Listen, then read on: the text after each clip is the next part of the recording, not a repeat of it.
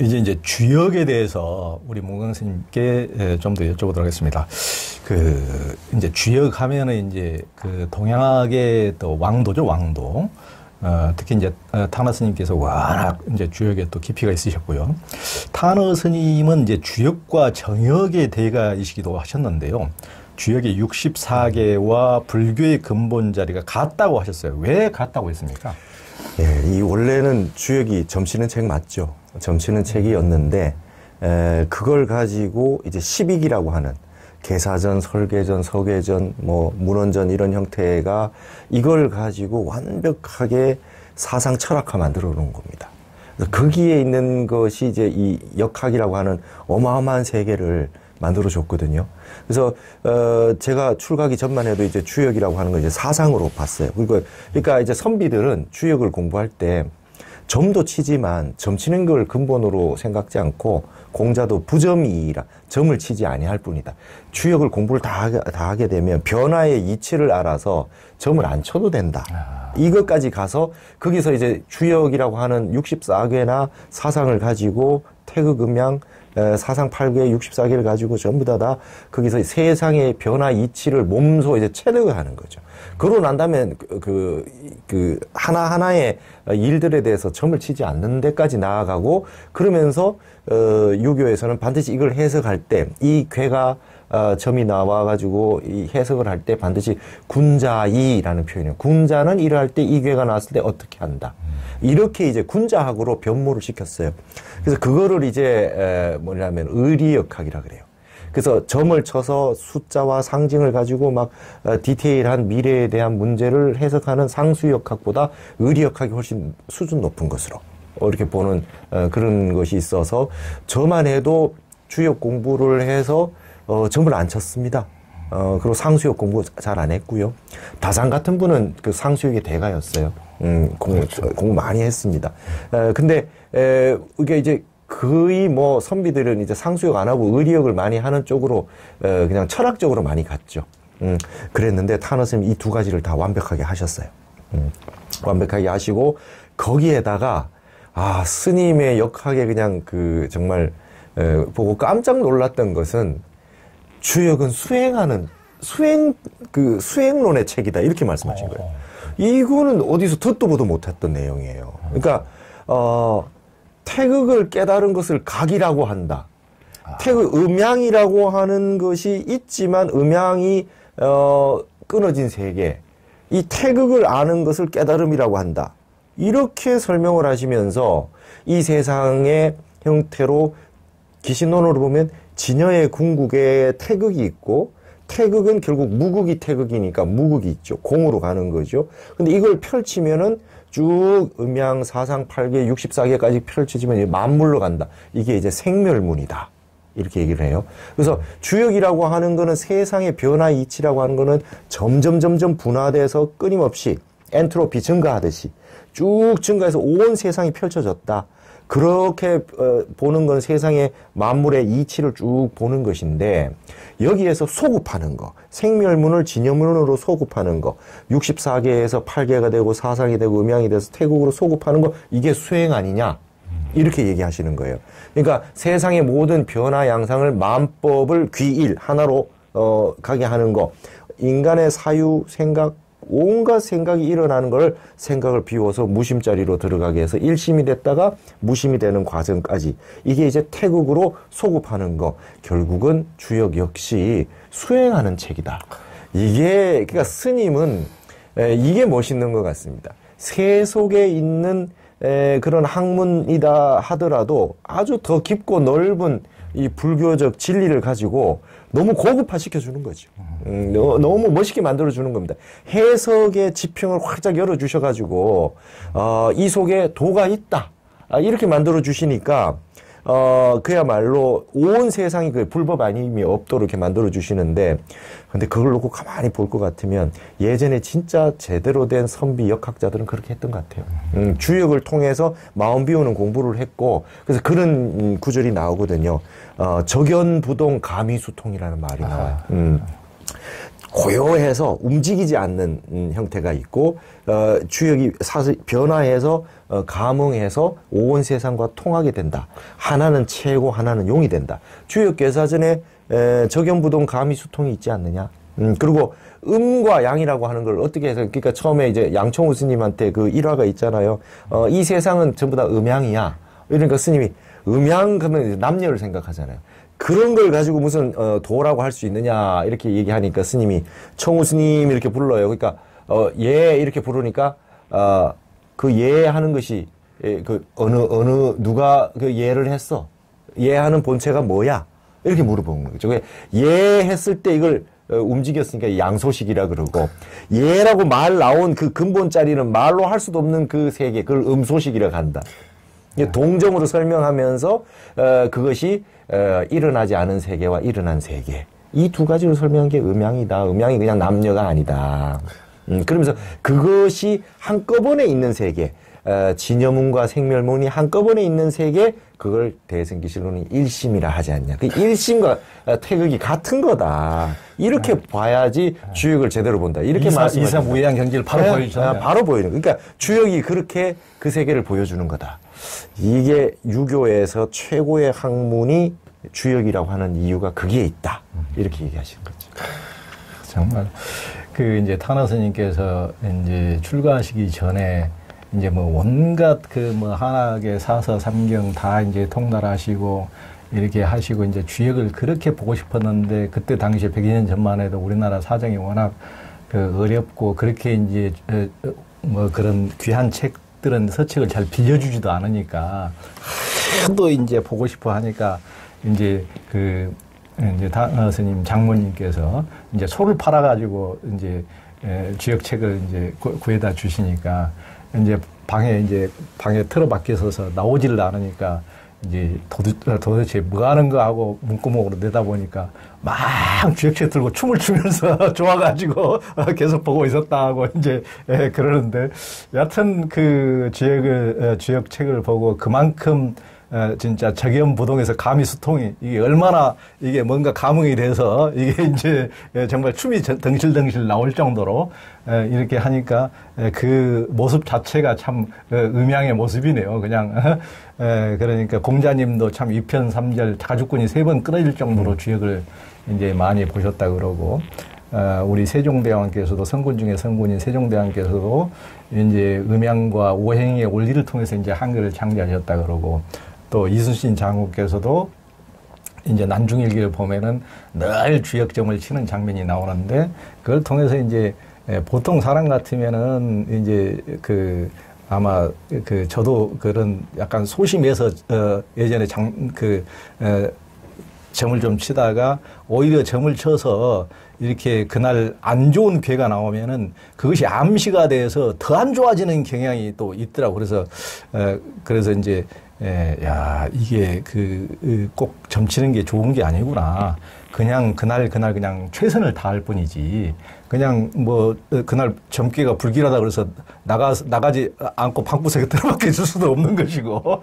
그래서 그 우리나라에서 주역에 이제 가장 공부를 많이 하셨다고 하는 그 대산 김석진 선생님하고도 그 말씀하면서 저는 예전에 좀 이렇게 그런 측면에 있어서 좀 처음에 주역 배울 때 좀 점을 쳐보다가 안 칩니다. 그랬더니 당신께서도 안 치신다 그러더라고. 정작 그 주역을 평생 가르치시고 하신 분이 정작 젊었을 때 주역을 한참 배울 때 정작 가장 중요한 순간인 평생 회로하신 사모님을 만나는 선보는 날 점을 안 치셨다고 그러더라고. 다른 데 갖다 보통 점을 치는데 그때 점을 못 치겠더라고. 아무래도 점을 치게 되면은 또 그 점이 안 좋게 나오면은 또 그것과 상대방한테 영향을 미치고, 그걸 또, 자기가 괜히 사람이 괜찮은데도 점괘에 의해서 또 선입견을 가지고 또 상대방을 바라보게 되니까, 정작 그날은 이제 점을 안 치셨다고 또 그러는데, 그 말씀이 또, 이해가 가시더라고요. 그리고 방금 스님께서도 이제 점을 치지 않고 이치를 이제 아는 경지까지 이제 가는 게 이제 제대로, 가는 건데, 참 그런 것 같습니다. 이제 저도 주역 공부할 때, 주역 개사전에서 굉장히 멋진 구절이 아직까지도 기억나는 게 그거예요. 구비기인 도불어행이라. 점치는 그 사람, 진실로 그 사람이 아닌데 도가 허행하지 않는다는 거예요. 나를 떠난 내 점괘는 없다는 거예요. 그 점괘가 나왔을 때 내가 이걸 어떻게 해석하고 어떻게 마음가짐을 가지느냐가 제일 중요하거든요. 나쁜 게 나왔을 때 오늘 조심해야 되겠다라고 가야지 오늘은 나쁜 날이구나. 이렇게 되면 이제 운명론이 되잖아요. 오늘 이런 요소가 있을 수 있으니까 오늘 내가 막 신나게 한번 해보려고 그러다가 좀 조심하자. 이렇게 가는 거예요. 그러니까 그 괴의 좋고 나쁨이라고 하는 거에 대해서 점칠 때 이미 좋은 게 나왔으면 하는 그 마음을 가지고 점을 치면 나쁜 게 나오면 실망하거든요. 그렇죠. 그러니까 그게 아니라 하늘의 이치가 오늘 비 오는 날이네. 그럼 비가 오는데 거기에 마음을 일으키지 않고 내 마음이 밝은 상태로 맞이하는 거죠. 그러니까 이런 게 중요한 거죠. 그래서 내 마음을 떠나서 그 점괘는 없다는 거예요. 그러니까 남이 너 운명이 이렇다고 그래. 근데 나의 마음은 그렇더라도 나는 그냥 끝까지 내 길을 가는 거야. 라고 하는 이 마음이 중요하다는 거예요. 그래서, 그게 이 계사전에 이런 게 있습니다. 불가의 전효, 유변소적이라. 딱 전효, 법칙으로 만들 수는 없다. 아무리 주역이 위대한 책이어도 유변소적, 오직 변해서 끊임없이 흘러갈 뿐이다. 변화일 뿐이다. 그렇죠. 그래서 이 역이라고 하는 게 바뀔 역자고, 위에 날일자가 있고 위에 달월자가 있는 게 주역 역자입니다. 1월이 끊임없이 바뀐다. 좋았다가 나빴다가 좋았다 나빴다 끊임없이 바뀐다. 그래서 주역계 중에 제일 좋은 게 지천택계거든요. 근데 지천택계는 이제 너무 좋아서 이제 다시 이제 산에서 내려올 일밖에 없어요.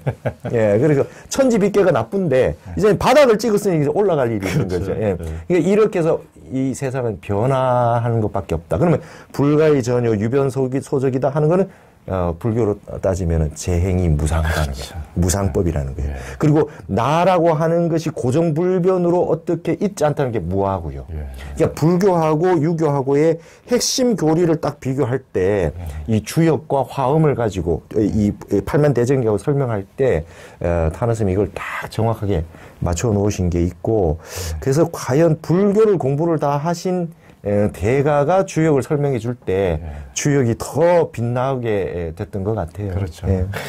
정말 좋네요. 정말 이런 이제 경지를 열어가는 게 정말 좋은데, 하여튼 이제 점을 치더라도 하여튼 그 주역이라는 게 신묘한 구석이 있긴 하죠. 그러니까 만약에 그 점괘가 좀 안 좋게 나와가지고 이렇게 야, 이 점괘가 왜 이렇지 하고 다시 한번 점을 치면은 점은 2번 치는 게 아니다 또 걔가 나오는 거야. 그런 식으로 야, 이거 이제 그렇잖아요. 그런 식으로 이제 참 누가 뭔가를 보고 내 속을 찌르는 것처럼 이런 또 점괘가 나오기도 해서 깜짝깜짝 놀라기도 하는데, 그러기도 하는데, 그런 설마 이제 좋지 않은 괴가 나오면은 그것도 우리가 상수인 것이 아니고 그 점괘조차도 변수일 뿐이고, 또 제가 이제 그것을 겸허하게 받아들이고 그걸 기초로 해서 내 마음을 또 조건을 달리 바꾸면은 그 연기적으로 또 다른 결과가 나오는 것이니까, 그런 식으로 이제 대인 도인들은 그런 식으로 길을 여는 것이지, 점괘가 나왔다 그래서 그것이 상수고 반드시 불길하게 그날을 마치라는 얘기가 아니니까요.